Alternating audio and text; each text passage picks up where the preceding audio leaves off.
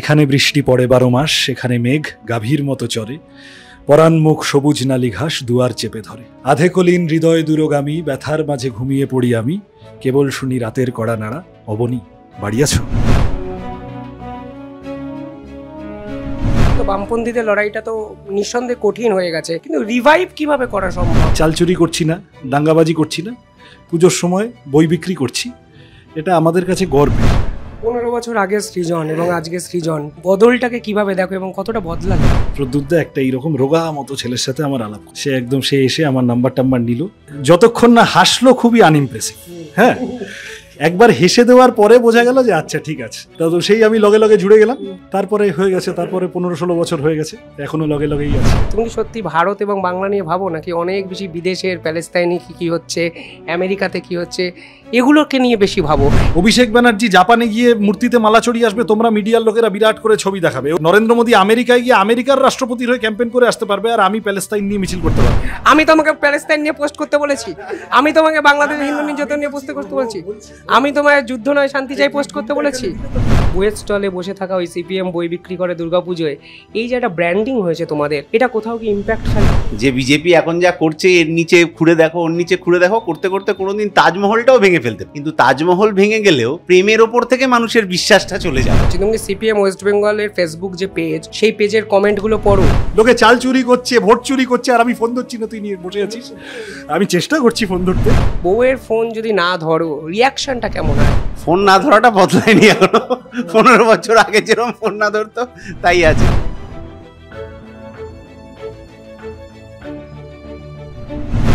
চলে যাব, তবু যতক্ষণ দেহে আছে প্রাণ, প্রাণপণে পৃথিবীর সরাবো জঞ্জাল, এ বিশ্বকে শিশুর বাসযোগ্য করে যাব আমি, নবজাতকের কাছে আমার দৃঢ় অঙ্গীকার। নমস্কার, আপনারা দেখছেন দ্য ইন্ডিপেন্ডেন্ট বেঙ্গল। আমি শিবম। আজ এক ব্যতিক্রমী আড্ডা, রাজনীতি অরাজনীতি সমস্ত বিষয় নিয়ে খোলামেলা আড্ডা মারার দিন।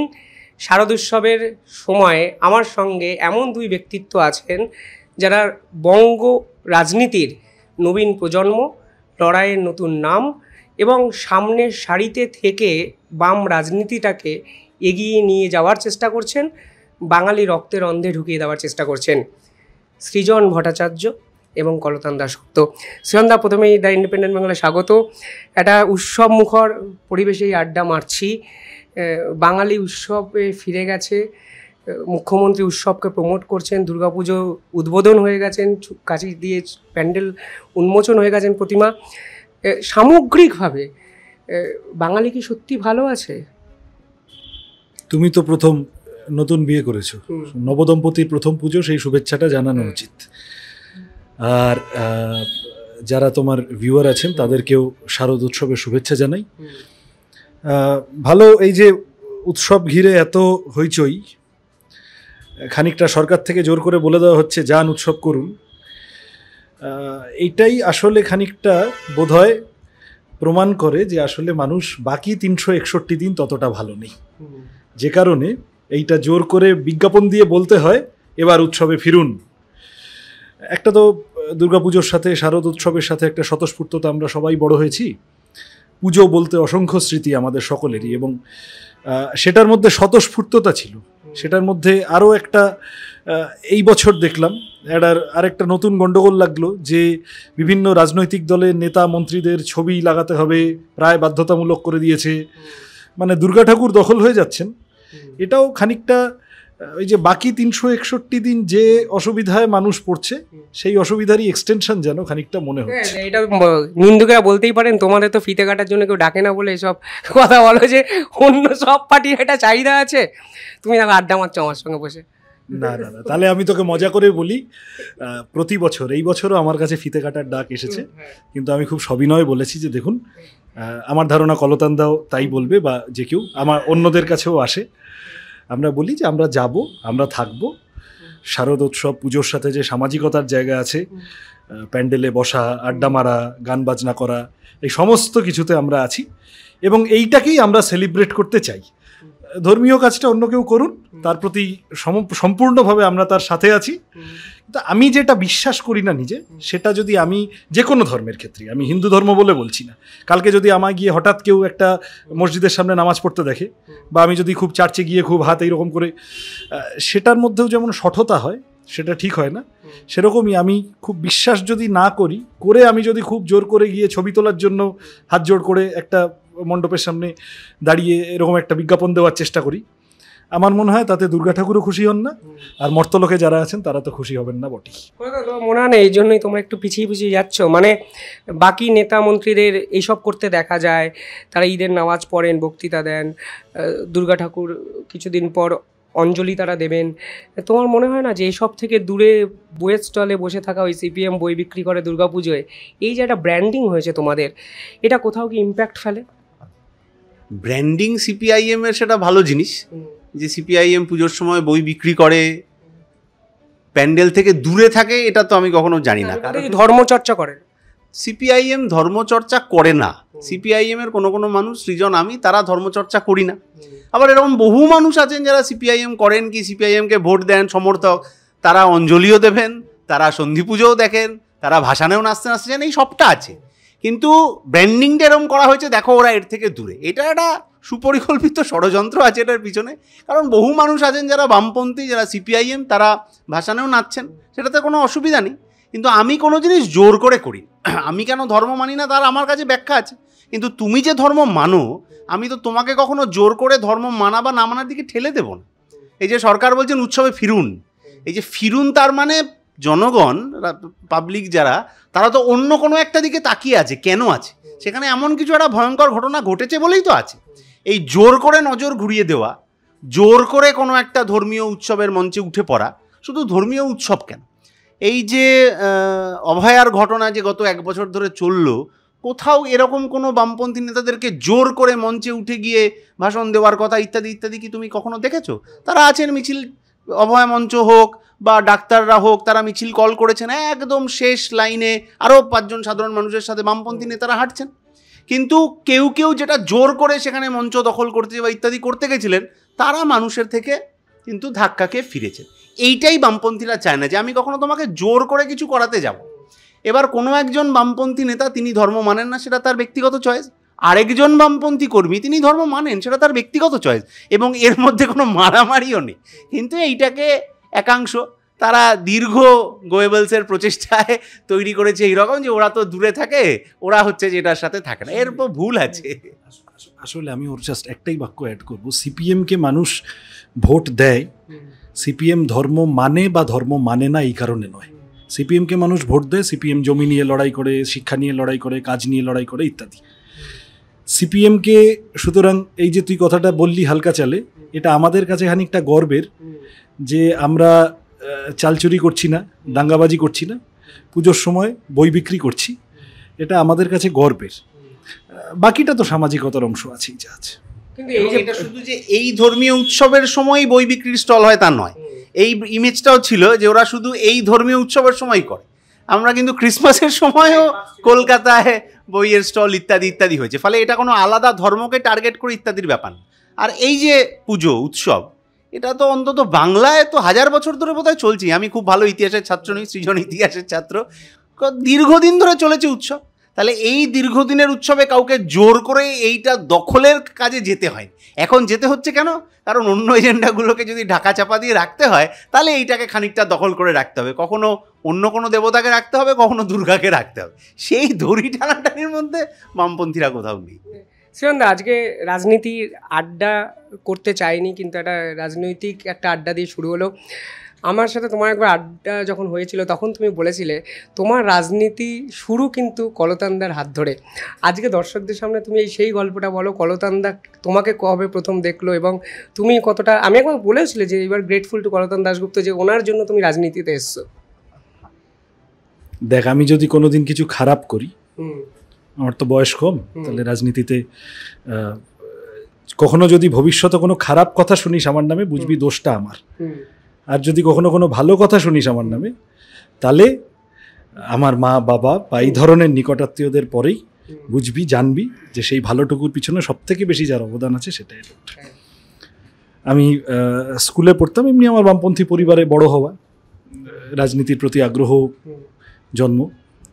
স্কুলে পড়াকালীন মিছিল মিটিং এইসব শুনলে চলে যেতাম। তখন অর্কুট ছিল, অর্কুটে এক সেই সময়ের এসএফআই এর নেতাকে যোগাযোগ করে বলেছিলাম, দাদা আমি এসএফআই করতে চাই, ক্লাস 7-8 এরকম সময়। তা সে এসে আমার মাথায় হাত টাত বুলিয়ে লজেন্স দিয়ে প্রায় ভাগিয়ে দিয়েছিল যে যাও কলেজে ওঠো, তারপর এসএফআই করবে। ওই রকমই কলেজে স্কুলের শেষ দিকের বছরগুলোতে একদিন আমার এই গোলপার্কে, যেখানে আমরা এখন বসে আছি, স্কুল ছিল, স্কুল পরে বাড়ি ফিরছি, বাড়ি ফেরার রাস্তায় দেখছি যে কিছু লোক সিপিএমের তারা গড়িয়াহাট মোড়ে এইসব করছে। তো তার মধ্যে সেদিন মা ছিল সাথে। সেদিন মা সামনে দিয়ে যেতে যেতে, মাও তো এসএফআই করতো, সেই সময়ের মায়ের সহকর্মী যারা ছিলেন, প্রদ্যুৎদা মারা গেছেন, আরও তাদের সাথে দেখা হয়ে গেছে রাস্তায়। তা মা গল্প করেই বলেছে যে আমার ছেলেটাকে এ তো আর ঘরে ধরে রাখা যাচ্ছে না। তখন প্রদ্যুৎদা একটা এইরকম রোগা মতো ছেলের সাথে আমার আলাপ করালো। সে এসে আমার নাম্বার টাম্বার নিল।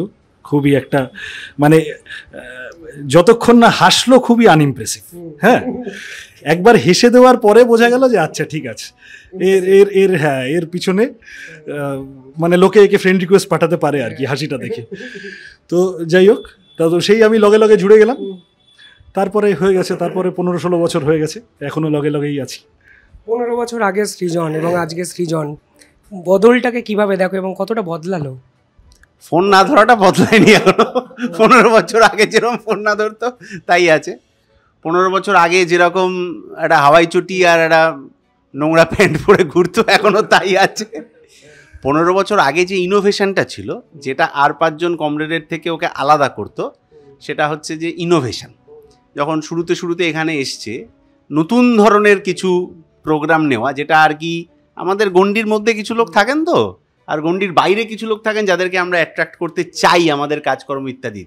ওই গণ্ডির বাইরের লোককে অ্যাট্রাক্ট করার মতো যে ইনোভেশন, সেইটা ওকে আলাদা করতো, যেটা গত 15 বছর আগে ছিল, যেটা এখনও আছে। সময়ের সাথে সাথে পড়াশোনা ইত্যাদি বেড়েছে, তখনও কিন্তু এরকম মানে কাউকে খারাপ করার জন্য না, আর 5 জন কমরেড যারা ওর সাথে এসেছিল রাজনীতি করতে গিয়ে, তার থেকে ওর রাজনীতির পড়াশোনা, এবং শুধু পড়াশোনা না, পড়াশোনাটাকে মাঠে অ্যাপ্লাই করা, কাজের ক্ষেত্রে অ্যাপ্লাই করাটা, এইটা খুব, যেটা বাকিদের আমরা যারা ওকে দূর থেকে দেখতাম তাদের খুব চোখে লাগ। আমরা অনেকেই পড়াশোনা করছি, কিন্তু আমরা যে রাজনীতির পড়াটা পড়ছি সেটাকে মাঠে আমি কীভাবে রাস্তায় অ্যাপ্লাই করছি, এটা খুব গুরুত্বপূর্ণ। সেটা একটা ফুটবল টুর্নামেন্টও হতে পারে, সেটা একটা রবীন্দ্র নজরুল সন্ধ্যাও হতে পারে, কীভাবে অ্যাপ্লাই করছিস, এবং সেই অ্যাপ্লাইয়ের মধ্যে দিয়ে আমরা যে নতুন প্রজন্ম এই গোলপার্ক গড়িয়াহাট চত্বরে কাজের মধ্যে পেয়েছিলাম, এখনও তারা সেই অর্থে কাজ করে চলেছে। ফলে এই ইনোভেশনটা যতদিন আছে, এই পড়াশোনাটাকে বাস্তবের মাটিতে অ্যাপ্লাই করার স্ট্র্যাটেজি যতদিন আছে, ততদিন সৃজন আর 5 জনের থেকে আলাদা করে ওকে চোখে পড়বি।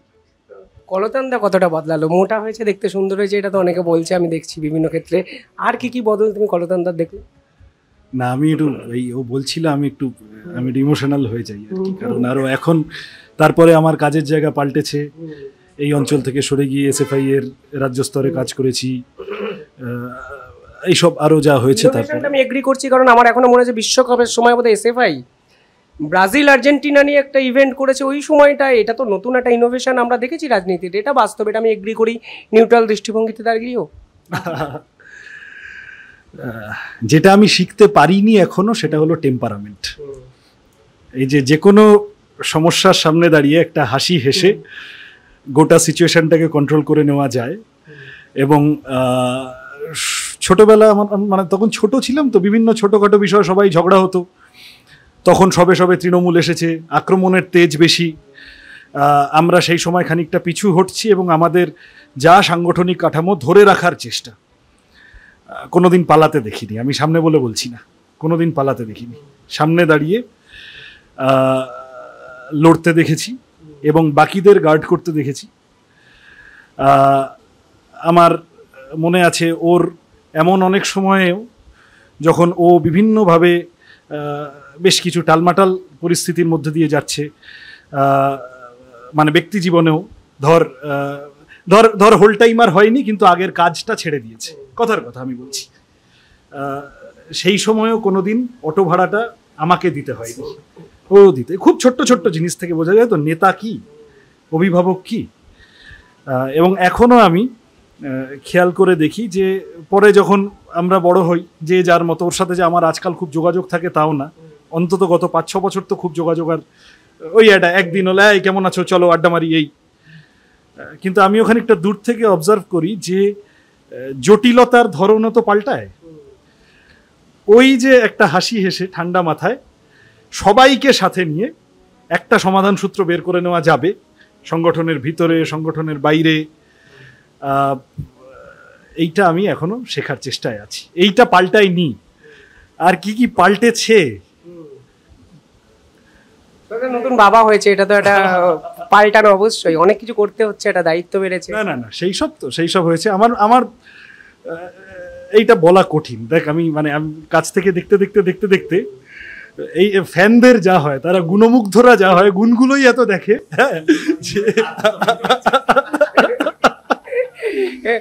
কিন্তু আমি all I can say is that this person has a huge presence in my life. সেটা সবসময় ওকে একটা মানুষকে ইন্সপায়ার করে। এই বড় হয়ে একসাথে পথ চলাটাই একটা ইন্সপিরেশন। তুমি বলতে চাইছো ফোনটা কেন ধরো না, কলতানদাও বলছে ফোন ধরো না, বিভিন্ন মানুষ বলে ফোন তুমি একবারে ধরো না, এটা কি শুধুই নিখাত ব্যস্ততার জন্য? যারা গান লেখে তাদের ওইটুকু একটু ক্ষমা করে দিতে হয়, ঠিক আছে? ওটা যারা একটু সিনেমা বানায়, যারা একটু গান লেখে, যারা একটু ছবি আঁকে, কিছু না কিছু তো একটা খামতি থাকবে রে ভাই একটা লোকের। হয় নাকি? লোকে চাল চুরি করছে, ভোট চুরি করছে, আর আমি ফোন ধরছি না, তুই নিয়ে বসে আছিস। আমি চেষ্টা করছি ফোন ধরতে, চেষ্টা করেও চলবো সারা জীবন, দেখা যাক। এই যে তোমরা আস্তে আস্তে বড় হলে, বয়স্ক হচ্ছ, আমরাও দেখছি তোমাদেরকে খুব কাছ থেকে। রাজনীতিটা কতটা বদলালো? তুমি ডিওয়াইএফআই, সৃজন দা এসএফআই, এখন সর্বভারতীয় স্তরে দুটো সংগঠন তো বদলেছে। সামগ্রিকভাবে বাংলার রাজনীতিটাও তো একটা বদল ঘটেছে শেষ 15 বছরে। এই বদলটাকে তুমি কিভাবে অ্যানালাইসিস করো আজকের দিনে দাঁড়িয়ে? 2007 থেকে 11 এই সময়টা তো খুব টালমাটাল ছিল, যে সময় আমরা এসএফআই করেছি। ওই শেষ দিকে এসেছে এসএফআই করতে। সেই সময় যাদের বিরুদ্ধে আমরা লড়তাম, তাদের সাথে তাদের এখনকার উত্তরসূরিদের নীতি আদর্শের ক্ষেত্রে খুব মিল দেখতে পাই না। তারাও যে খুব নীতিবান আদর্শবান লোক ছিলেন সেরকম ব্যাপার নয়। তারাও কলেজে বাইরের লোকজন এলে ঝামেলা ঝঞ্ঝাট এটা ওটা এইসব হতো। কিন্তু ওই সময় কোনো একটা কলেজে ছাত্র রাজনীতি করতে হবে, ওই কলেজের ইউনিয়ন দখল করতে হবে, তার প্রথম টার্গেটটা ওই বিরোধীরাও 7 থেকে 11-র মধ্যে আমি যতটুকু দেখেছি, তারা টার্গেট করতেন যে আমার ভেতরে, ক্যাম্পাসের ভেতরে আমার আদর্শের কিছু লোক আমাকে বার করতে হবে, তারপর আমি বাইরে থেকে ঝামেলা ঝঞ্ঝাট এটা ওটা করে একটা টাসেল হবে। এখন তো গোটা সিস্টেমটা উঠে গেছে। ছাত্র রাজনীতির যে সুফলটা পশ্চিমবাংলার মানুষ পেতে পারতেন, বামপন্থীরা পেতে পারতো কি ডানপন্থীরা পেতে পারতো তো ছেড়ে দাও, যে সুফলটা পশ্চিমবাংলার মানুষ পেতে পারতেন, সেই সুফলটা যাতে ওরা না পান তার জন্য গোটা সিস্টেমটাকে একেবারে ধসিয়ে দেওয়া হয়েছে। এবং রাজনীতিটা কার্যত হয়ে গিয়েছে কতটা, খারাপ করে বলতে নেই, কতটা খানিকটা চুলোচুলি আর কি। আমি কতটা তোমাকে ব্যক্তি আক্রমণ করতে পারলাম, তুমি আমাকে কতটা ব্যক্তি আক্রমণ করতে পারলে, এটার ওপর দাঁড়িয়ে রয়েছে রাজনীতি। হয় ধর্ম নিয়ে খানিকটা মারামারি, যেটা একটা অপ্রয়োজনীয়, হাজার হাজার বছর ধরে চলে আসা ধর্মাচরণ উৎসব, সেই কাটাকাটিটা, আর না হলে ব্যক্তি আক্রমণ। কে কাকে ব্যক্তি আক্রমণ করলো, কে কাকে করলো না, কে কোথায় পরকীয়ায় জড়ালো, কে জড়ালো না, এইসব ব্যক্তিগত পরিসরের বিষয়গুলোকে রাজনীতির মধ্যে টেনে এনে যা আসলে রাজনীতি হওয়ার কথা ছিল সেইগুলো আর আমাদের আউট অফ এজেন্ডা কানেক্টটা হয়ে যাচ্ছে। এটা কিন্তু অতীতে ছিল না। এটা আমরা আগেও বলেছি যে অতীতেও সরকার ছিল, বিরোধী পক্ষ ছিল, কিন্তু অমুক মন্ত্রী চোর, এই কথাটা বলা, অতীতের সরকারও বলো বিরোধী পক্ষ বলো, আমি একদম স্বাধীনতার পর থেকে 2011 অবধি পশ্চিমবাংলার কথা বলছি, সরকার যারা চালিয়েছেন, বিরোধী পক্ষ যারা ছিলেন, অমুক মন্ত্রী চোর, এই কথাটা বলতে পারেননি। আর এখন কোনো একটা সভায় অমুক ও চোর এইটা বলে যে না নামছে, তার তো মনে হবে জানে আমার কথাটা তো কমপ্লিট হলো না। এটা বাস্তবতায় আমাদের এই জায়গায় এনে দাঁড় করিয়ে। ফলে এই একটা আদর্শহীনতা, এবং এই আদর্শহীনতাটাই এখনকার ফ্যাশন। যে আদর্শ ওটা একটা বস্তা পচা জিনিস রে ভাই, ওটা দিয়ে এখন কোনো কাজ হয় না। সৎ থাকাটাই অস্বাভাবিক জিনিস। সততার প্রশ্নও না, সততা এক জিনিস, আদর্শটা যে আমি কেন এসছি এই প্রশ্নটা, আমি এই রাজনীতিতেই কেন এসছি, বা আমার এই রাজনীতি ছেড়ে আমি অন্য রাজনীতিতে যাব কেন, এই প্রশ্নগুলোই এখন করা যায় না। এখন দলবদল নিয়ে কোনো একটা প্রশ্ন করতে গেলে মিডিয়াতে এটাতে ওটা, আরে ঠিক আছে, ওটা তো যা হয়েছে ঠিক আছে, ওর ব্যক্তিগত ব্যাপার, কিন্তু দল বদলটা যে একটা নীতিহীনতার জায়গা, এইটা যে রাজনীতিতে একটা অপরাধ, এইটা যে রাজনীতিতে একটা কি বলবো, রাজনীতির একটা ভুল পদক্ষেপ, এইটা আজকে হচ্ছে যে ইকুয়েট করে দেওয়া হয়েছে। ফলে নীতি যদি না থাকে তাহলে তোমার লড়াইটা কি নিয়ে হচ্ছে আসলে, এইটা একটা কনফিউশনের জায়গা কিন্তু এখন তৈরি হচ্ছে। সেখান থেকে তো বামপন্থীদের লড়াইটা তো নিঃসন্দেহে কঠিন হয়ে গেছে, কিন্তু রিভাইভ কিভাবে করা সম্ভব? মানে কঠিন পথ কিভাবে পেরোবো, আমাদের এত সমস্যা সংকুল রাস্তা, পৌঁছাবে কিভাবে শেষ প্রান্তে, এটা কখনো নিজেরা অ্যানালাইসিস করেছো, ভেবেছো? এবং এসএফআই রাজনীতি কেন, ছাত্র রাজনীতিটাই তো বদলে গেছে, এটাও তো বাস্তব। না, ছাত্র রাজনীতি তো বটেই, সব মিলিয়ে।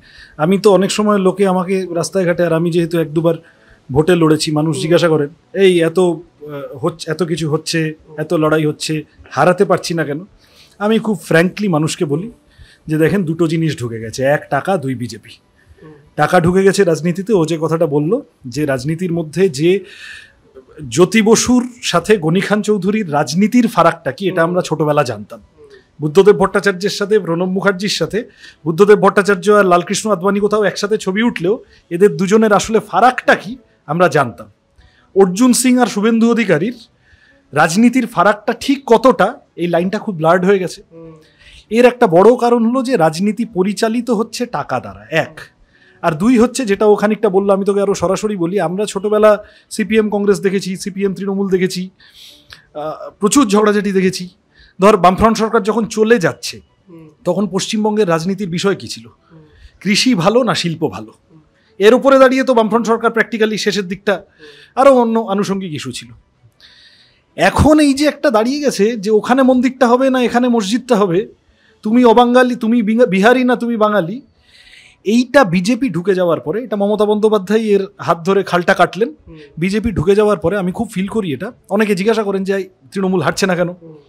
আমি সোজাসুজি বলি, দেখুন, যতদিন বিজেপি বাংলার রাজনীতিতে আছে, সে তার এজেন্ডাগুলো নিয়ে আছে। বিজেপি থাকা মানে সিদ্দিকুল্লারও বাড়বাড়ন্ত হবে, সেও উল্টো দিক থেকে সে উৎসাহ পাবে। তত মুর্শিদাবাদ হবে, আবার মুর্শিদাবাদ হলে দেখবেন অন্য কোথাও, এই যে আমাদের সিবগাতুল্লাহ রশিদি, আসানসোলের দাঙ্গা, এরকম ঘটনাও ঘটবে। এই ঘটনাগুলো যত ঘটবে তত আসলে তৃণমূলকে বিপদে ফেলা যায় যে ইস্যুগুলো নিয়ে। 100 দিনের কাজটা বন্ধ, চাকরিটা নেই, 26,000 চলে গেল, স্কুলগুলো এই বছর কলেজে ভর্তি কি ভয়ানক অবস্থা হয়েছে, হাজার হাজার স্কুল বন্ধ, স্বাস্থ্যক্ষেত্রগুলো, এখানে তো সব সুপার স্পেশালিটি হয়েছে, কিন্তু প্রাইমারি হেলথ সেন্টারের কি চেহারা, কৃষক আত্মহত্যা, এটা আমরা ছোটবেলা দেখতাম না। আমার ছোটবেলা মনে আছে, এক আমলাশোল নিয়ে চারদিকে বাজার মাত হয়ে গিয়েছিল। এখন পারলে পশ্চিমবঙ্গের জেলায় জেলায় 60-70টা করে আমলাশোল তৈরি হয়ে গেছে। তো এই বিষয়গুলো নিয়ে এত পরিযায়ী শ্রমিক যাচ্ছে কেন? এখানে কাজ নেই বলে অন্য জায়গায় গিয়ে বাংলা ভাষায় কথা। শ্রীয়ন্দা, তোমাদের বিরুদ্ধে আমি স্পেসিফিক্যালি আমি ফেসবুকে একটা কমেন্টে দেখেছিলাম, বামপন্থী একজন ব্যক্তি কমেন্ট করেছিলেন, একদম মন প্রাণ খুলে তিনি লিখেছিলেন যে তুমি যে কথাগুলো বলছো সেগুলো বাংলার সমস্যা, ভারতের সমস্যা। তুমি কি সত্যি ভারত এবং বাংলা নিয়ে ভাবো, নাকি অনেক বেশি বিদেশের প্যালেস্তাইনে কী হচ্ছে, আমেরিকাতে কী হচ্ছে, এগুলোকে নিয়ে বেশি ভাবো? একদম সাধারণ মানুষ তো এই প্রশ্নটা তোমাকে করতেই পারে যে তোমরা যুদ্ধ নয় শান্তি চায়ের মিছিল করো, তোমরা প্যালেস্তাইনে গণহত্যার বিপক্ষে মিছিল করো, সেটা ঠিক কি ভুল আমি বলছি না, কিন্তু শিক্ষক দুর্নীতি নিয়ে যেদিন 26,000 চাকরি গেল, সেদিন তোমরা কোথায় একটা মিছিল করলে? একটা করেছো, সিবিআই অফিসে অভিযান করেছো, আমিও ছিলাম, কিন্তু ধারাবাহিকতা কোথায়? অনেক বেশি ধারাবাহিকতা তো বিদেশের বহু ইস্যু নিয়ে। তুই আমাকে একটা কথা বল, আমি তোর প্রশ্নটা সিরিয়াসলি নিতাম যদি তুই নরেন্দ্র মোদী ওখানে গিয়ে আবকি বাট রাম সরকার বলে এলো, সেটা ঠিক করলো না। এই উত্তরটা এটা ওইটা হয় না। আমি বাকিরা সব যে যা করবে পারবে। অভিষেক ব্যানার্জি জাপানে গিয়ে মূর্তিতে মালা চড়িয়ে আসবে, তোমরা মিডিয়ার লোকেরা বিরাট করে ছবি দেখাবে, ওই দেখো কি বিরাট বাংলার মুখ উজ্জ্বল করলেন। আর নরেন্দ্র মোদী আমেরিকায় গিয়ে আমেরিকার রাষ্ট্রপতির হয়ে ক্যাম্পেইন করে আসতে পারবে, আর আমি প্যালেস্তাইন নিয়ে মিছিল করতে পারবো। এটা তো আমি প্রথমেই প্রশ্নের শুরুতে বলেছি দাদা, একজন নিখাত বামপন্থী তোমার কমেন্টে লিখেছে, আমি কমেন্টও দেখাতে পারি, ফলে যারা বলছেন তাদের জন্য তোমার কি উত্তর? আমি তাদের জন্য আমার উত্তরটা হচ্ছে, আমার তোকে অ্যাটাক করাটা আমার উদ্দেশ্য না, সেটা হচ্ছে যে আমরা তো রবীন্দ্রনাথের মাটিতে জন্মেছি। আপন হতে বাহির হয়ে বাইরে দাঁড়া, বুকের মাঝে বিশ্বলোকের পাবি সারা। পড়ে বড় হয়েছি, শুনে বড় হয়েছি। একটা সামগ্রিক বিশ্ববিখ্যাত না থাকাটাও না, ওয়ার্ল্ড ভিউ না থাকাটাও এই যে কলতান্দা একটু আগে যে সমস্যাটা বললো রাজনীতির ধরন পাল্টে গেছে, এটার একটা আরেকটা প্রতিফলন হচ্ছে আগের রাজনীতিতে, আগেকার মানুষের রাজনীতিতে তারা কি রাস্তার ড্রেন আটকে গেছে, কি পাড়ায় লাইট পোস্ট নেই, কি খেলার মাঠটা গন্ডগোল প্রমোটার বুঝিয়ে দিচ্ছে, বা স্কুলটায় দুটো ঘর বানাতে হবে, আগেকার দিনে কি যারা বিধায়ক থাকতেন, মন্ত্রী থাকতেন, এমএলএ এমপি থাকতেন, তাদের কি এগুলো নিয়ে আলোচনা করতে হতো না? তথাপি তারপরেও দাঁড়িয়ে আগেকার দিনের রাজনীতিবিদদের মধ্যে এই একটা সামগ্রিক দৃষ্টি ছিল। তুই যদি ছোট করে আনতে থাকিস তাহলে আরও ভালো হয়, আমি তাহলে আমার যাদবপুরের পাড়ায় যা হচ্ছে তার বাইরে তাকাবই না, তাহলে ডায়মন্ড হারবারে কী হচ্ছে আমার দেখার দরকার নেই, আর একটু বড় করলে দেশে কি হচ্ছে দেখার দরকার নেই। তোর যুক্তিতে আমার যদি দৃষ্টি ছোট ছোট করে আনতে হয়, এবার আমি তোকে পাল্টা জিজ্ঞাসা করি, যারা এই কথাগুলো বলে যে সিপিএম খালি বিদেশ, প্যালেস্তাইন ইত্যাদি ইত্যাদি, এই যে কলকাতায় জল জমে 10টা লোক মরে গেল, কারা নামলো রে রাস্তায়? বামপন্থীরা ছাড়া আর কেউ নামলো? সিএসসির সামনে ধর্মতলায় মিটিং করলো কারা? বিজেপিকে কিছু করতে দেখেছিস? প্রত্যেকটা, এই যে চাকরি চুরি বলছিস, এই নিয়ে পার্থ চ্যাটার্জিদের জেলে যাওয়া ইত্যাদি, তার আগে খুব স্থানীয় ইস্যু, আনিস খানের মৃত্যু, ওরকম অসংখ্য স্থানীয় ইস্যু, এই বামপন্থী ছাত্র যুব নেতারা জেলে যায়নি? তারা সব মারধর খায়নি? সুতরাং এইটা না শিবম, এটা যারা বলে, আমার অনুরোধ হচ্ছে যে এইটা চট করে খেয়ে নেওয়ার আগে তোকে আবার মানে এটা একটু পিঞ্চ অফ সল্ট দিয়ে দেখা উচিত যে এটা খানিকটা প্রচার নয় তো, সিপিএম বাইরের কথা ভাবে, এখানকার কথা ভাবে না। যারা এটা সবচেয়ে বেশি বলে খানিকটা বিজেপি মানসিকতার লোক আমি দেখি, আমরা প্যালেস্তাইন নিয়ে কিছু বললেই অ্যাটাক করে। একদম বিজেপি আইটি সেলের টার্গেটেড ক্যাম্পেন হচ্ছে ইসরায়েলকে আপহোল্ড করো। তারা সোশ্যাল মিডিয়া সেটা করে, কিভাবে মোদির পুতিনের সাথে আর জিনপিংয়ের সাথে লড়ে নিচ্ছে এই নিয়ে বিরাট বিরাট লেখা বিজেপির লোকেদের দেখতে পাবি। কিন্তু আমি যদি জিনপিং নিয়ে একটা কথা বলি তখন বলবে চীনের ভাইরাস। এই ক্যাম্পেইনটার মধ্যে যেমন আমাদের ছোটবেলা আমরা আরেকটা ক্যাম্পেইন, এখন একটু কমেছে যা ভাগ্যিস, সিপিএম হলো কি বুড়োদের পার্টি, বৃদ্ধতন্ত্র, বাংলা নতুন শব্দ আবিষ্কার করে ফেললো, নাম করা খবরের কাগজ। এই যে চারদিকে বাজারে চলতে শুরু করলো, আমি একদিন এরকম তোর মতোই এক সাংবাদিককে আমি জিজ্ঞাসা করেছিলাম, ধরে আচ্ছা এত যে বৃদ্ধতন্ত্র, নরেন্দ্র মোদীর চুল, দাড়ি, গোঁপ, জুলপি সব মিলিয়ে এক পিস কাঁচা চুল দেখা দেখি। বলছে না ওটা তো নেই। আমি বললাম তাহলে বেটা নরেন্দ্র মোদীর পাকা চুলে দোষ নেই আর বিমান বসুর পাকা চুলে দোষ? মমতা ব্যানার্জির বয়স কত? সুতরাং বয়সটা এখন আমাদের সাথেই একটা ব্যাচ এসছে, কম বয়সী ছেলেমেয়েরা। না আরেকটা ব্যাপার শ্রেন্দা, আমি তোমাকে অনেস্টলি জিজ্ঞাসা করছি, তুমি সিপিএম ওয়েস্ট বেঙ্গলের ফেসবুক যে পেজ, সেই পেজের কমেন্টগুলো পড়ো? মানে আমি বলতে চাইছি বৃহত্তর জনগণ যেটা বলছে, সংখ্যাগুরু জনগণ যেটা বলছে, তুমি কি সেটাকে গুরুত্ব দিচ্ছ? মানে এটাকে গুরুত্ব দিচ্ছ? এইটাও একটু চেকস অ্যান্ড ব্যালেন্সের প্রশ্ন। মানুষের কথাকে তো গুরুত্ব দেবো বটেই, মানুষ ছাড়া কিছু, রবীন্দ্রনাথ থেকে মার্কস থেকে জ্যোতিবাবু অবধি আমাদের শিখিয়ে গেছেন, আর আমরা সারা জীবন আমরা তো মানুষের মধ্যেই কাজ করতে এসেছি, এ নিয়ে তো কোনো অসুবিধে নেই। কিন্তু ধর পশ্চিমবঙ্গে যখন বিজেপির কেউ ছিল না, হরিপদ ভারতীদের সময় ধর, বিষ্ণুকান্ত শাস্ত্রীদের সময় ধর, তপন শিকদারের সময় ধর, পশ্চিমবঙ্গে সিপিএম এর ভরা বাজার, চারদিকে বামপন্থী একটা ইকোসিস্টেম আছে, কংগ্রেস খাবি খেতে খেতে কিছু সিট জিতছে, বা মমতা ব্যানার্জি, বিজেপির কিচ্ছু নেই। সেই সময় যে লোকগুলো আরএসএস করতো, তারা কি আরএসএস ছেড়ে সব পালে পালে সিপিএমে চলে এসেছিল? আমরা যখন আমাদের বোধ, রাজনৈতিক বোঝাপড়া যখন খানিকটা ব্যাকসিট নিয়েছে সমাজে, সেই সময় নিজের মতাদর্শে আস্থা বেশি থাকতে হয়। সেই সময় ভরা বাজারে অনেক লোক আসে, তার সাথে আমার ফারাকটা এটাই যে আমি বিজ্ঞানে আস্থা রেখে এসছি, আমি আমার রাজনীতিতে আস্থা রেখে এসছি। সেই রাজনীতিটা একটা ভোট, দুটো ভোটের ফলাফলের উপর নির্ভর করবে না। যদি আমাকে পপুলিস্ট হতে হতো, পপুলার আমি বলছি না, আমাকে যদি কলতান্দাকে যদি পপুলিস্ট হতে হতো, মীনাক্ষীকে, শতরূপকে, দীপশিতাকে, XYZ যাকে তুই ধর, প্রতিকূরকে পপুলিস্ট হতে হতো, তাহলে এই সব কটা লোক তৃণমূলে থাকতো, এবং এই সব কটা লোক তৃণমূলে থেকে এমএলএ এমপি হতো। এমন নয় যে আমাদের কাছে কোনোদিন এই কথা আসেনি যে এসো আমাদের দলে এসো।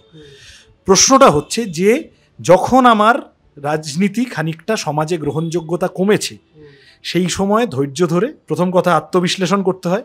ভাই আমি 34 বছর সরকার চালিয়েছি, তাহলে এখন আমি শূন্য হয়ে গেলাম কেন? অবশ্যই করতে হয়। দ্বিতীয়ত আত্মবিশ্লেষণ করে মানে এই মুহূর্তের পরিবেশ অনুযায়ী নিজের কি করণীয় সেটা ঠিক করতে হয়। এবং তৃতীয়ত মানুষের কাছে সেই কথা নিয়ে যেতে হয়। তারপর মানুষের থেকে শুনে নিজের কথাটা 3 ইঞ্চি কমাবো, 2 ইঞ্চি বাড়াবো, সেটা করতে হয়। কিন্তু আমি যদি বলি আমার জামাটাই রাজনীতিটা পাল্টে ফেলবো, ঠিকই তো, আমিও জানি প্যালেস্তাইন নিয়ে কথা বললে গোটা পশ্চিমবঙ্গ কেন, গোটা পৃথিবীতে একটা বড় অংশের মানুষ আছে যারা প্যালেস্তাইন নিয়ে কথা বললে রে রে করে তেড়ে আসে। কিন্তু এই যে প্যালেস্তাইন নিয়ে আমরা সবাই তারপরেও কথা বলে যাচ্ছি, এর একটা কিউমুলেটিভ এফার্ট হচ্ছে ইসরায়েলের সাথে ব্যবসা করেও ফাইনালি ভারত রাষ্ট্র, নরেন্দ্র মোদী যে ঘোষিত বন্ধু নেতানিয়াহুর, সে কিন্তু রাষ্ট্রসংঘে গিয়ে প্যালেস্তাইনের পক্ষেই ভোট দিয়ে আসতে বাধ্য হচ্ছে। ফ্রান্স, ইংল্যান্ডের মতো দেশগুলো আমেরিকার থেকে সরে এসে প্যালেস্তাইনকে স্বীকৃতি দিচ্ছে। এবং তুই প্যালেস্তাইন ছেড়ে দে, তুই আমাকে বল না, হিরোশিমা নাগাসাকির পর একটা দেশে 70,000 লোক মরে গেল, মানুষ তোরে ভাই, এটা যদি প্যালেস্তাইনে না হয়ে পাপুয়া নিউগিনিতে হতো, আমরা কেঁদে উঠতাম না? মানুষ তো। তাহলে যদি মানুষ হই, তাহলে বালিগঞ্জে মানুষ মরলেও যেভাবে কাঁদবো। আগন্তুকের ওইটা যে সভ্য মানুষকে যে একটা বোতাম টিপে এই গোটাটা করে দিতে পারে। আমার প্রশ্নটা অন্য সেন্সে যদি তোমরা একটু ভাবো যে প্রাইমারি ইস্যু কোনটা, কোনটা নিয়ে বেশি আন্দোলন করা উচিত? যে প্যালেস্তাইন নিয়ে সিপিআইএম এত কথা বলছে, ঠিক পেহেলগাঁওয়ের ঘটনা যখন ঘটলো, খুবই দুঃখজনক ঘটনা, তখন পৃথিবীর কোন কোন দেশ এই পেহেলগাঁওয়ের ঘটনায় ভারতবর্ষের পক্ষে দাঁড়িয়েছে, মানুষের পক্ষে দাঁড়িয়েছে, এইটা সরকারের পক্ষ থেকে, বিজেপির পক্ষ থেকে প্রতিদিন প্রেস বাইট দিয়ে বলা হতো যে এই এই এই এই দেশ আমাদের পক্ষে দাঁড়িয়েছে। এইটাই তো বিশ্ববিখ্যাত, যে কোথাও একটা যদি এই ধরনের ঘটনা ঘটে তার মধ্যে প্যালেস্তাইন আছে। এটাই বিশ্ববিখ্যাত যে আমি বিপদে পড়েছি, তাহলে আমার আশেপাশে এত লোক আমার পাশে এসে দাঁড়িয়েছে। ভারতবর্ষের সরকারের সবচেয়ে বড় বিপদ হচ্ছে ওর কোনো প্রতিবেশী এখন ওর সাথে ভালো সম্পর্ক রাখে না। মোদি এমন একটা বিদেশ নীতি চালিয়েছে। দ্বিতীয় কথা হচ্ছে যে এটা আজকে বলে না, আমাদের জন্মের আগে থেকে যে কোনো জায়গায় যে কোনো পরিস্থিতিতে সংখ্যালঘুদের রক্ষা করা আসলে যে কোনো সাধারণ মানুষের কর্তব্য। বাংলাদেশের কমিউনিস্ট পার্টি ওখানে ম্যানেজ করার চেষ্টা করে, আমি মানে তুমি সোশ্যাল মিডিয়া আছে দেখে নিতে পারো, বাংলাদেশের কমিউনিস্ট পার্টি ওখানে মন্দির ভাঙলে প্রথম রাস্তায় নাম। কেন? সেখানে ওরা সংখ্যালঘু। বিজেপি রাস্তায় নামলো কিছুদিন আগে, বিজেপি যে আমাদের এত কথা বলে, হ্যাঁ বিদেশ নিয়ে এত চিন্তা, বিজেপি রাস্তায় নেমে গেল। বাংলাদেশে একজন ধর্মীয় গুরু, তিনি জেলবন্দি হয়েছেন, তার ভুল বিচার হচ্ছে ইত্যাদি ইত্যাদি হচ্ছে বলে রাস্তায় নেমে গেল, খুব ভালো। তাহলে ওনাকে, ওই ধর্মীয় যে গুরু, তাকে কি ধারা দেওয়া হয়েছে? দেশদ্রোহিতা। সেটা নিয়ে বিজেপি রাস্তায় নেমে গেল। অথচ বিজেপি নিজের দেশে আজ অবধি নাজিবকে খুঁজে পাওয়া গেল না, আজ অবধি 5 বছর হয়ে গেল ওর ট্রায়ালের ডেট পড়লো না, উমার খালিদে। তাহলে একই ধারায় ভারতবর্ষে 5 বছর সে বিনা ট্রায়ালে জেলে থাকবে, আর বাংলাদেশে জন্য বিজেপি পথে নামবে। এই দ্বিচারিতা কোনোদিন বামপন্থীরা করবে না। আমাকে মানে এখন রাজনীতি এরম হয়ে গেছে, প্যালেস্তাইনের পক্ষে আমি যখন কোনো একটা পোস্ট করতে যাবো, আমার নিজের জীবনের অভিজ্ঞতা, প্যালেস্তাইনের পক্ষে কোনো একটা পোস্ট করতে যাব, আমরা মিছিল করেছি, আমাকে আগে 3 দিন আগে ফেসবুক ঘেটে বাংলাদেশের ঘটনায় আমরা মিছিল করেছি সেই ছবি ডাউনলোড করে রাখতে হয়েছে মোবাইলে। কারণ এখন খুব স্বাভাবিক, তুমি যেগুলো কমেন্টসগুলো আসছে, সেই কমেন্ট এলো একদম মানে একদম চেনা ছকে বাংলাদেশের ঘটনায় কি করেছিলেন, আমি ওখানে ছবিটা পোস্ট করলাম। তারপরে কিন্তু সেই ভদ্রলোক বা ভদ্রমহিলা যিনি বলছেন, তিনি যদি ফেক প্রোফাইল না হন, তিনি কিন্তু আর তর্ক বাড়ান। ফেক প্রোফাইল থাকে এরকম, এখন পয়সা টয়সা দিয়ে করে, তারা ঝগড়া করেই গেছে নানা রকম। কিন্তু সংখ্যালঘু রক্ষা, সেটা আসলে অমুকটা করতে গিয়ে তুমি তমুকটা করলে কি না, এই প্রশ্ন আগে কখনো ছিল না।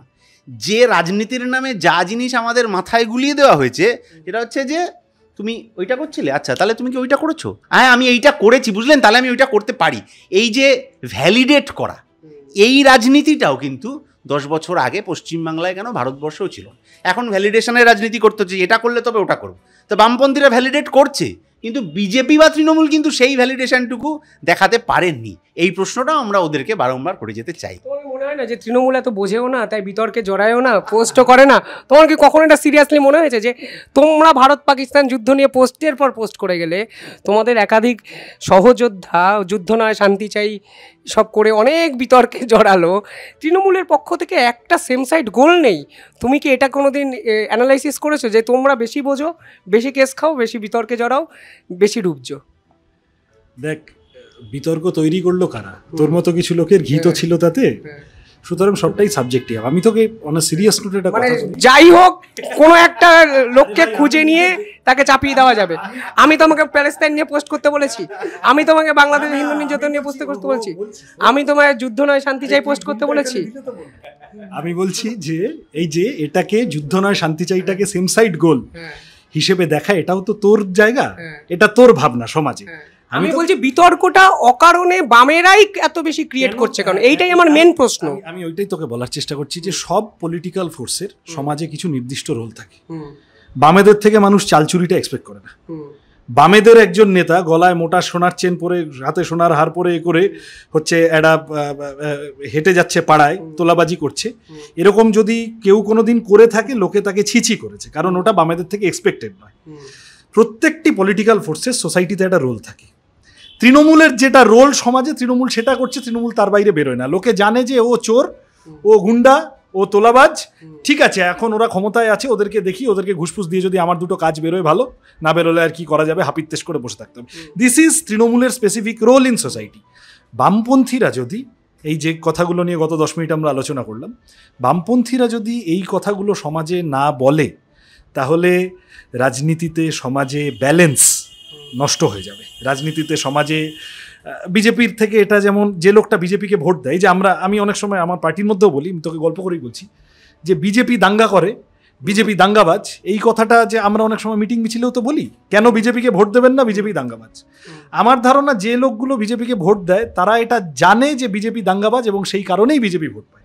যে কারণে শুভেন্দু অধিকারীরা এই ধরনের একদম নির্লজ্জ নগ্ন কমিউনাল বক্তৃতা করে, কারণ that is their target audience, that is the politics they cater to, ওরা ওটাই করতে এসেছে।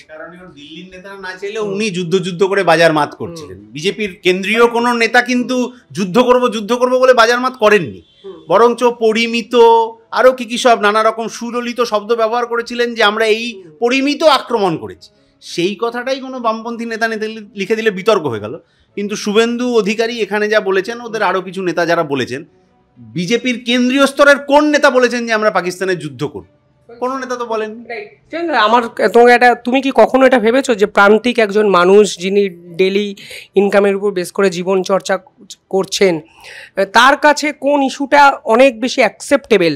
প্যালেস্তাইন, বাংলাদেশের হিন্দু, বা তুমি যেগুলো বললে বিদেশের অনেক সমস্যা, তো গোটা বিশ্বজুড়ে বিভিন্ন সমস্যা আছে, সেটা, নাকি বর্তমানে তৃণমূল সরকারের বিপক্ষে লড়াইটা, দুর্নীতির লড়াই, কাজের লড়াই, এইটা?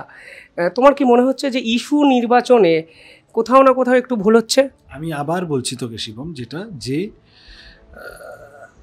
আচ্ছা ঠিক আছে, ধরে নিলাম তোর কথাটা, তাহলে তুই বিজেপিকে গিয়ে বলতো, আমি কাউন্টার পোস্ট বারবার করছি, কারণ তুই যে প্রশ্নগুলো বাংলা রাজনীতির সাপেক্ষে যদি আমি বলি, বাংলা রাজনীতিই বলছি তোকে, তুই যে প্রশ্নগুলো করছিস সাধারণত বিজেপি সমর্থকদের থেকে সেই ধরনের প্রশ্ন আক্রমণ আমাদের মুখোমুখি হতে হয়, উইচ ইজ গুড। তুই প্রশ্নগুলো করছিস, আমাদের কথাটাও তো বলতে হবে। আমার কথা হচ্ছে যে বিজেপি সারদানারদার সাথে বা 100 দিনের কাজ বন্ধ হয়ে যাওয়ার সাথে তো বাংলাদেশে ওই যে মহারাজ যাকে ইয়ে করেছে, চিন্ময় প্রভু, তাকে ডিটেন করেছে, ওই ঘটনার কোনো মিল নেই, কোনো সম্পর্ক নেই। তা বিজেপি ওইটা নিয়ে নামলো কেন? প্রতিটি পলিটিক্যাল ফোর্সের নিজের কিছু রাজনৈতিক এজেন্ডা থাকে, যার ভিত্তিতে তারা মতাদর্শ তৈরি করে মানুষের সামনে তার মতাদর্শটা নিয়ে আসে। এবার কথাটা হচ্ছে যে আমাদেরকে বারবার এই আক্রমণের সম্মুখীন হতে হবে কেন? একেবারেই কি কোনো সম্পর্ক নেই? আমরা যখন বলতাম মার্কিন সাম্রাজ্যবাদ, সেই তো এখন হাতে গরম এক্সাম্পল, মার্কিন সাম্রাজ্যবাদ, ভারত থেকে হাত হটাও, এই তুই যে কথাগুলো বলছিস এই ধরনের ব্যঙ্গ আমাদের শুনতে হতো।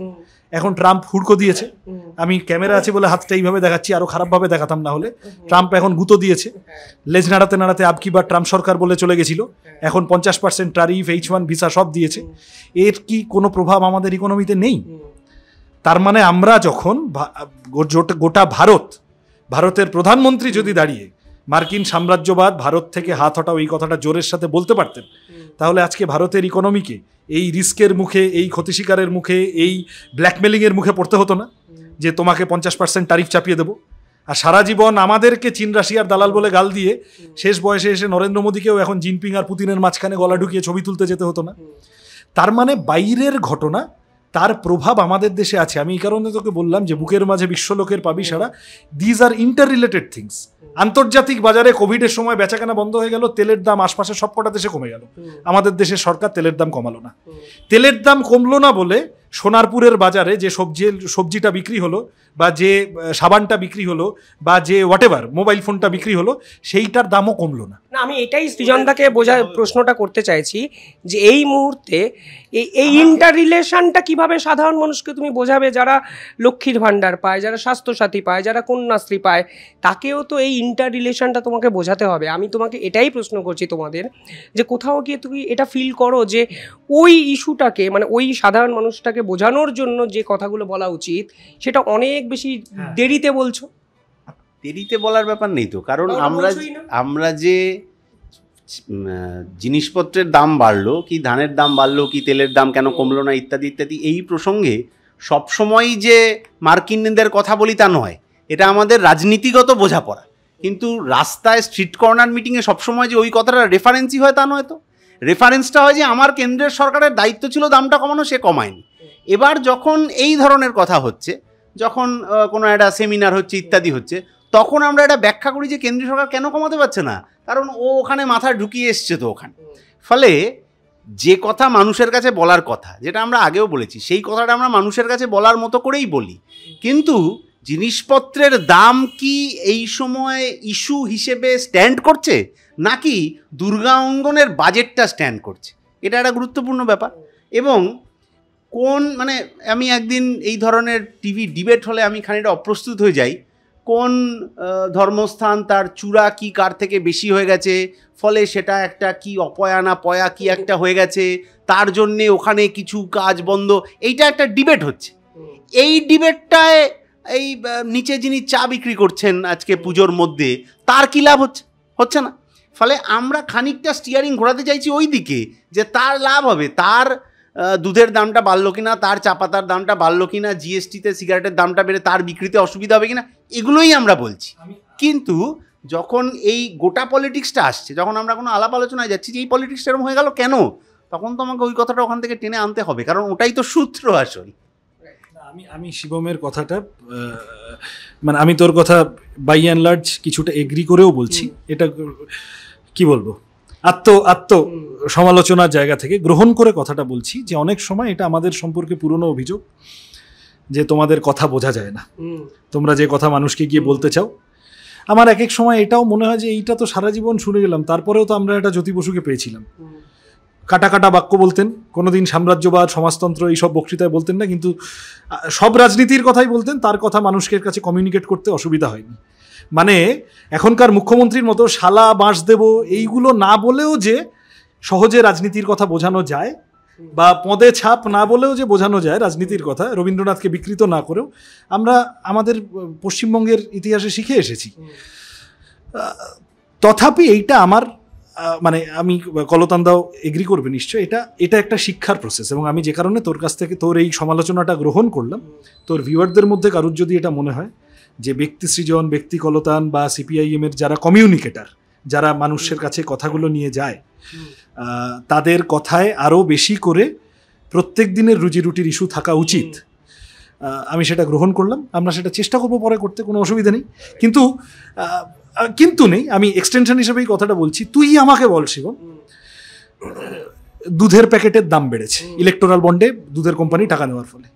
তুই আমাকে ভারতের রাজনীতিতে, বাংলার রাজনীতিতে একটা পলিটিক্যাল পার্টি দেখা সিপিআইএম ছাড়া যারা ইলেকশনে এটাকে এজেন্ডা করেছিল, কারেন্টের এই পরিমাণ খরচ বেড়েছে। আমি এটাই তোমায় বলতে চাইছি, যখন ইলেকটোরাল বন্ডের ইস্যু শুধু ইলেকশনে হয়নি, কোর্টে অবধি কেস করেছে বামেরা, আমি জানি এগুলো, কিন্তু সাধারণ মানুষ যখন রিফ্লেক্ট করছে ভোট বক্সে, তোমাদের ভোটটার পার্সেন্টেজ যখন তোমরা দেখছো, তোমরা কি তখন অ্যানালাইসিসটা করছো যে ইলেকট্রাল বন্ড আসলে ওই প্রান্তিক মানুষটার এফেক্টটা ফেলেনি? না, আমি ওটা বলছি না, আমি এই প্রশ্নটা, এটা কি তোমরা অ্যানালাইসিস করেছো?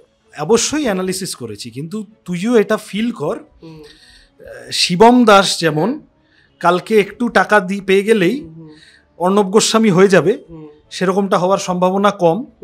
সেই রকমই সিপিআইএমও কালকে দুটো ভোট কম পেলেই চারটে ভোট পাওয়ার জন্য সিপিআইএমও গড্ডলিকা প্রবাহে পুরোটা ভেসে যাবে। আমি ওই কারণে বলছি everyone has a role to play in society.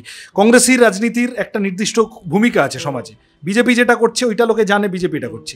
সিপিএমকে যারা ভোট দেয়, যারা সিপিএমের সাথে থাকে, বা যারা সিপিএমকে এখন পাকে চক্রে বিভিন্ন কারণে ভোট দেয় না, এত বছর দিয়ে এসেছে, আবার কোনোদিন ভবিষ্যতে কনফিডেন্স পেলে দেবে, তারা সিপিআইএমের থেকে এক্সপেক্ট করে যে সিপিআইএম রুজি রুটির কথা নিয়ে লড়বে। সিপিআইএম 100 দিনে, আমি যদি কালকে 100 দিনের কাজের ইস্যুটা ছেড়ে দিই, বা আমি যদি কালকে চাকরির ইস্যুটা ছেড়ে দিই, আমিও জানি আমরা কবে থেকে বলে আসছি, একটা শিক্ষামন্ত্রী পাল্টে গেল, জেলে চলে গেল, নতুন শিক্ষামন্ত্রী চলে এলো, তারপরে আর এখন কি অবস্থা, আবার পুরনো লোকটা জামিন পেয়ে যাচ্ছে।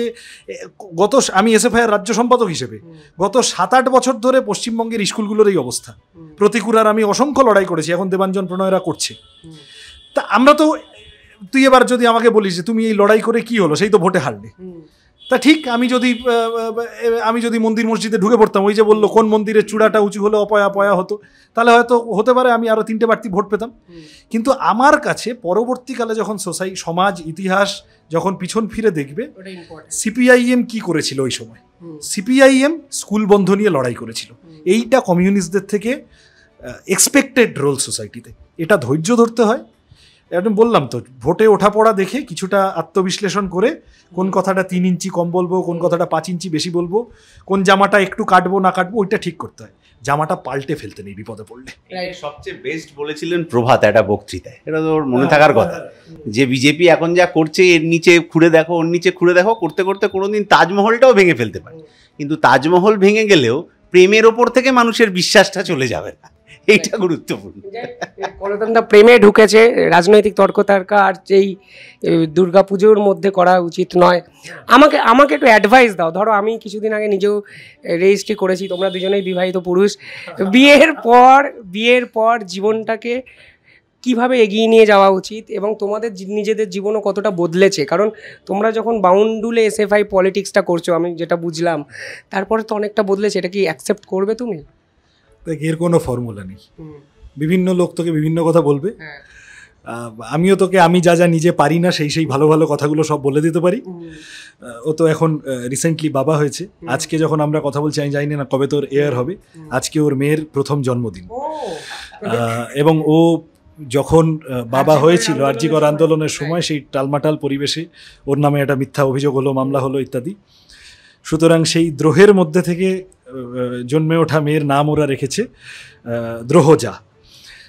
তো সুতরাং ওর এখন ডবল দায়িত্ব, আমি তুলনায় ঝাড়া হাত পা। কিন্তু কথাটা হচ্ছে যে দেখ, আমি এইটুকু তোকে বলতে পারি যে শান্তি বজায় রাখার জন্য যতদূর যা চেষ্টা করার সেইটুকু করবি।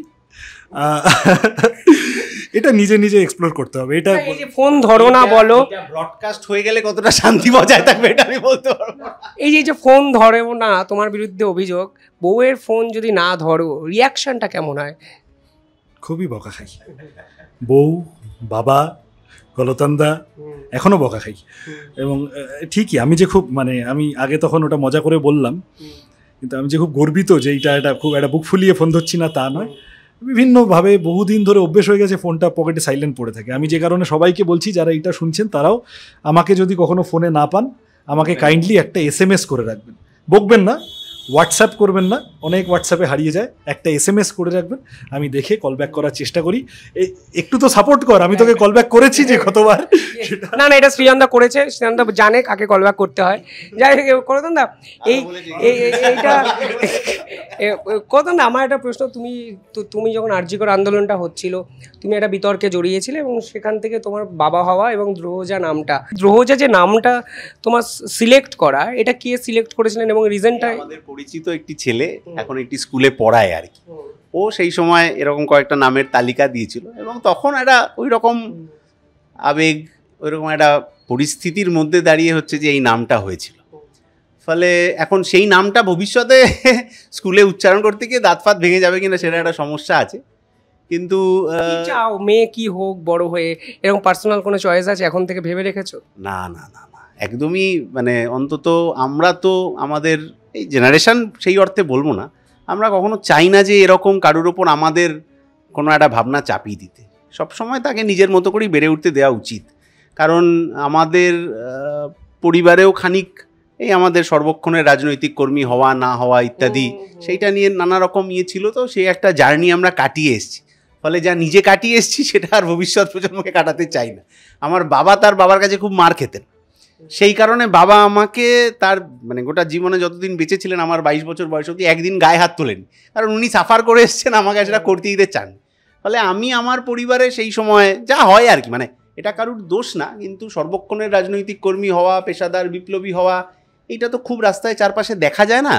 ফলে তার বর্তমান কি হবে, তার ভবিষ্যৎ কি হবে, এটা নিয়ে একটা আশঙ্কা থাকে। ফলে আত্মীয় স্বজন, বন্ধুবান্ধব, পরিচিত যারা ভালো চান, তাদের মধ্যে একটা আশঙ্কা ছিল। সেই একটা লড়াই নিজের সাথে, পরিবারের সাথে, সমাজের সাথে করতে করতে বেড়ে ওঠা। তো ফলে সেইটা চাইবো না পরবর্তী প্রজন্ম সেই রকম কোনো একটা চাপের মধ্যে থাকুক, নিজের মতো করে বেড়ে উঠবে, সেটাই বেস্ট উপহার যেটা আমরা ওকে দিতে পারি। যাক শ্রেন্দা, এই যে হোল টাইমার মামা হিসাব মতো মামা হবে, ও তুমি মামা মা হচ্ছে আমার বন্ধু, আচ্ছা, বাবা হচ্ছে আমার দাদা, কিন্তু মা আমার বন্ধু। সুতরাং আমি সব এখানে বলে দিলে সেটা হচ্ছে বড় গল্পটা। কিছুই না, ওই যা ফোন উত্তর দিইনি, তারপরে রাগ করে অনেকদিন কথা বলেনি আমার সাথে, মানে দ্রোহজার মা। তো সুতরাং বাকি সবাই কাকার দলে ভিড়ে গেল, আমি বললাম যে তাহলে আমি মামা হই, দেখা যাক। এখন তোমাদের মধ্যে কি এই ইনসিকিউরিটিটা কাজ করে যে তোমরা হোল টাইমার হয়েছো, তোমরা যে লেভি পাও, যে টাকা পাও, এটা তো একটা সিকিউরিটির প্রশ্ন, এটা নিজেদের মধ্যে কখনো কাজ করেছে? দেখ, আমি এইটা, আমাকে তো অনেকে অনেক সময় জিজ্ঞাসা করেছেন, এই মানে এটা না খুব কি করে বোঝাবো, এক এক সময় নিজের লজ্জাও লাগে এইটা উত্তর দিতে, কারণ এত মানুষ আমাদের থেকেও, হোল টাইমাররা যে টাকাটা পায় তার থেকেও কম টাকায় ভারতে এত মানুষ মাস চালাচ্ছে, জীবন চালাচ্ছে। আমার তো আমি নিজে মোটামুটি তো একটা সচ্ছল পরিবারে থাকি, সেটা দরকার হলে বাবার কাছে কি স্ত্রীর কাছে হাত পাততে পারি, কোনোদিন দরকার হলে একটা উবের চড়ার টাকা আমার থাকে, বা একটা হচ্ছে যে যেদিন একটু ওই ভেজটা পেলাম আমরা, চলো আজকে গিয়ে একটু বিরিয়ানি খেয়ে আসি, হয়তো অনেক সময় এইটুকু শখ মেটানোর জায়গা তো আমাদের থাকে। আমার তো থাকে বটেই, আমার থেকে তুলনামূলক কম স্বাচ্ছল্যের মধ্যে থাকেন এরকম হোল টাইমারদেরও থাকে। এই যে এই কথাটা অনেক সময় ফেস করতে হয় যে আচ্ছা তুমি তো অমুক হতে পারতে, তমুক করতে পারতে, হোল টাইমার হলে অমুক অসুবিধা হয় না, তমুক, এই সংশয়গুলো সব থাকে ভাই। এটা ডাক্তার হলেও থাকতো, অন্যভাবে নিস না। হোল টাইমার হয়েছি মানে ধন্য করে দিইনি, নির্দিষ্টভাবে জেনে বুঝে রাজনীতি করব বলে এসেছি, রাজনৈতিক কাজ করব কতগুলো। এবং আমি এই কথাটাও আমার দুজনেরই, গৌতম গাঙ্গুলি বলে সিপিআইএমের এক নেতা আছেন, যেহেতু আমাদের খানিকটা ছোটোবেলার কথাও হচ্ছে, তার কাছে তিনি ছোটোবেলা আমাদেরকে জিজ্ঞাসা মানে আমরা যখন এইসব, আমাদের পার্টিতে তো কিছু এইসব ক্লাস টাস করতে হয়, তার মধ্যে কমিউনিস্ট পার্টি করতে কেন এসেছো জিজ্ঞাসা করেছিলেন। তা আমি খুবই উৎসাহী হয়ে হাত তুলে বলেছিলাম যে লোকের ভালো করবো বলে এসেছি। তখন সেদিন একটা অদ্ভুত কথা আমাকে বলেছিলেন, আমি জানি না কথাটা বিতর্কেরও উদ্রেক করতে পারে। বলেছিলেন যে বাবা, নিজের ভালো করতে হলে এনজিও, এই কি বলে, অন্যের ভালো করতে হলে, দান খয়রাতি করতে হলে, দানছত্র খুলে বসতে হলে, তাহলে বিভিন্ন এনজিও করতে, বিভিন্ন ভারত সেবাশ্রমের মতো সংঘ আছে, সেগুলোর প্রত্যেকটার গুরুত্বপূর্ণ ভূমিকা আছে সমাজে, ওগুলো করতে কমিউনিস্ট পার্টিতে এসছো কেন? আমি ওখানে একটা বোকা হয়ে গেছিলাম যে যার চলে, লোকের ভালো করতেই তো এসছি, তাই তো জানি। তখন তিনি আমাকে বুঝিয়ে বলেছিলেন যে দেখো, নিজেও আরেকটু ভালো থাকার জন্য এসছি। ওকে আইডিয়ালি, ওকে যদি কেউ জিজ্ঞাসা করে কমিউনিস্ট পার্টি করতে এসছো কেন, ও বলবে যে আমার মেয়েটা যাতে আমার থেকে বেটার থাকে সেই জন্য এসছি। এটা কিন্তু খুব স্বার্থপরতার জায়গা থেকে না, আমরা সবাই ভালো থাকলে ব্যক্তি আমিও ভালো থাকবো, এই বোধ থেকে আমরার রাজনীতিতে আসা। সুতরাং সেখানে দাঁড়িয়ে যখন এই ধরনের প্রশ্ন আসে যে আচ্ছা তুমি ব্যক্তি 7,000 টাকা মাস চালাচ্ছ কি করে, তুমি ব্যক্তি কতটা অসুবিধায় আছো, তুমি ব্যক্তি অমুক হতে পারতে, তমুক হতে পারতে, কি বিরাট যেন আত্মত্যাগ করে ফেলেছি রাজনীতি করতে এসে, আমার খুবই অস্বস্তি হয় ব্যক্তিগতভাবে যে আচ্ছা ঠিক আছে, করে এসেছি, হয়ে গেছে, ইট ওয়াজ আ কনসিয়াস ডিসিশন একটা সময়, সেই সময় ওইটা না হয় অন্য কিছু হতে পারতাম, কিন্তু একবার ডিসিশনটা নিয়ে ফেলেছি, মহান হওয়ার জন্য হোল টাইমারের ব্যাজ নিয়ে ঘুরে বেড়াচ্ছি না সমাজে। নির্দিষ্ট যে কাজ কমিউনিস্ট পার্টি কর্মীর, সেই কাজটা করব। আরও অসংখ্য মানুষ আমাদের থেকে অনেক খারাপ থাকেন, সবার ভালোর মধ্যে যদি, আমি এক প্রবীণ কৃষক নেতা বাম আন্দোলনের, 11 সালে আমাদের সরকার চলে যাওয়ার পর তাকে আমি জিজ্ঞাসা করেছিলাম যে এই যে সারা জীবন লড়লেন একটা জিনিস গড়ে আবার সেটাকে চোখের সামনে বুড়ো বয়সে ভাঙতে দেখলেন, কি মনে হলো, দুঃখ হচ্ছে না, আফসোস হচ্ছে না? সেই ভদ্রলোক আমাকে একটা অদ্ভুত কথা বলেছিলেন যে দেখো, ইতিহাসের তুমি যদি মানে বড় করে, তুমি যদি একটু জানলাটা বড়, চশমাটা বড় করে দাও, 50 বছর পরে যে ইতিহাস লিখবে সে পিছন ফিরে যদি দেখে, আমরা যদি আমাদের সারা জীবনে এই মাঠে ঘাটে কাটিয়ে এই লড়াইগুলো না করতাম, তাহলে আজকে পশ্চিমবঙ্গে যে কটা লোকের জমি আছে, যে কটা লোকের আলক্ষেত আছে, যে কটা লোকের নিজের একটা থ্রেশার আছে, নিজস্ব একটা ট্র্যাক্টর আছে, নিজস্ব একটা ছোট্ট ধান জমি আছে, এগুলো কিচ্ছু থাকতো না। সুতরাং বড় করে দেখলে, এই যে কারণে তুই যখন বারবার জিজ্ঞাসা করছিলি যে আচ্ছা তোমরা যে ভোটে হেরে গেছো তোমাদের কি মনে হচ্ছে না, এইটা আমি ভোটে হেরে যাওয়াটাকে রোমান্টিসাইজ করছি না। অবশ্যই আমরা জিততে চাই, কালকেই ভোটে জিততে চাই, এবং ভোটে জিতে লোকের জন্য অনেক কাজ করতে চাই, সেগুলোর অনেক পরিকল্পনা আমাদের কাছে আছে। কিন্তু তাৎক্ষণিক ফলাফল সাফল্যের সময়ও আমাকে খুব বেশি প্রভাবিত করা উচিত না, ব্যর্থতার সময় আমাকে খুব বেশি প্রভাবিত করা উচিত না। কালেকটিভলি অনেকের ভালো লড়াইটা কিভাবে এগিয়ে নিয়ে যাচ্ছি, খুব জ্ঞান দেওয়া হয়ে যাচ্ছে না, সরি, ঠিক আছে। জ্ঞান নয়, সাফল্য পেলে বোঝা যাবে সাফল্যের সময় সৃজন ভট্টাচার্য ঠিক কতটা উদ্বেলিত হয়। সাফল্য তো আসেনি, তাই ব্যর্থতার সময়টা দিয়ে আমার মনে হয় ব্যক্তিগতভাবে এগুলো অনেকটা বলাটা সহজ। যাই হোক, সহজ আড্ডা মোটেই ছিল না, কঠিন অনেক প্রশ্ন ছিল, রাজনৈতিক আলোচনা ছিল, অরাজনৈতিক আলোচনা ছিল, আমি থেকে আমরার আলোচনা ছিল। সব শেষে সৃজনদার কাছে আসা একটাই আবেদন, সৃজনদা 2টো লাইন গান, আর কলতানদাকে আজকে আমি রাজি করেছি 2টো লাইন কবিতা বলবে, এবং এবং এবং এই আড্ডা গান কবিতায় শেষ হোক। তুই বলছি সিপিএম এর ভোট কম, আমি গান গাইলে আরো বাকিগুলোও চলে যাবে, আমি হারগিস ওই লাইনে নেই। আমি তোকে আমার এক্ষুনি মুখে যা মনে পড়ে আর কি, মুখস্থ, আমি তোকে 2 লাইন বলতে পারি। আজকেই সকালে একজনের সাথে কথা হচ্ছিল, এখানে বৃষ্টি পড়ে 12 মাস, এখানে মেঘ গাভীর মতো চরে, পরাণ মুখ সবুজ নালি ঘাস দুয়ার চেপে ধরে, আধে কলিন হৃদয় দূরগামী, ব্যথার মাঝে ঘুমিয়ে পড়ি আমি, কেবল শুনি রাতের কড়া নাড়া, অবনী বাড়ি আছো। বাহ, অম্বরীশদার সঙ্গে আড্ডা মেরেছিলাম আমি এই কবিতাটা নিয়ে, অনেক আমার অনেক কথাবার্তা হয়েছে, আমি একটা ইন্টারভিউ নিয়েছিলাম। কতদা এই আড্ডা শেষ হোক, সৃজনদা যেরকম 2টো লাইন কবিতা বললো, আমি এক্সপেক্ট করি যে তুমি যেরকম ভাষণে কথা বলো কবিতার লাইন দিয়ে, আজকে তোমার মুখ থেকে একটু কবিতা আমাদের দর্শক শুনুক, তারপর শারদিয়ার এই আড্ডা আমি শেষ করব। কবিতা আবৃত্তি খুব করার অভ্যাস নেই, একটু ভাষণের কারণেই বলা। চলে যাব, তবু যতক্ষণ দেহে আছে প্রাণ, প্রাণপণে পৃথিবীর সরাবো জঞ্জাল, এ বিশ্বকে শিশুর বাসযোগ্য করে যাব আমি, নবজাতকের কাছে আমার দৃঢ় অঙ্গীকার। শারদোৎসব সকলের ভালো কাটুক। নতুন বাবা, বুঝতেই পারছেন কবিতাতেই বার্তা দিল আমার মনে হয়। যাই হোক, কমেন্টে জানাবেন আপনারা কিভাবে দেখলেন। অনেক প্রশ্ন, অনেক বিতর্কিত বিষয় নিয়ে আলোচনা করলাম। তবে পুজো সকলের ভালো কাটুক, বিতর্কহীন কাটুক, উৎসবে কাটুক, নিজের শান্তি শৃঙ্খলা বজায় রাখবেন, বাংলার ভালো হোক। সকলকে শুভনন্দন বলবো নাকি শারদিয়ার অভিনন্দন? ধন্যবাদ, দেখতে থাকুন দ্য ইন্ডিপেন্ডেন্ট বেঙ্গল। অসংখ্য ধন্যবাদ সৃজনদা, ধন্যবাদ কলতানদা, ধন্যবাদ।